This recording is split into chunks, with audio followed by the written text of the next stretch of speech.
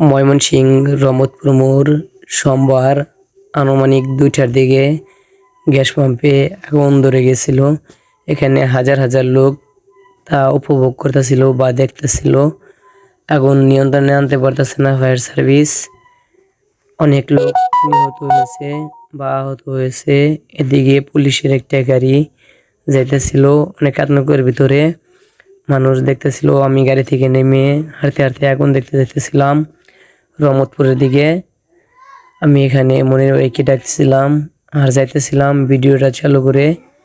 যে দেখি কাছে ফায়ার সার্ভিস গ্যাসের কন্টেনারের ভিতরে পানি দেওয়ার চেষ্টা করতেছিল। 1 মিনিট পানি না দিতে পারলেই আগুনটা ধরে যাচ্ছিল। এদিকে মানুষে ভিডিও করতেছিল আর দেখতেছিল।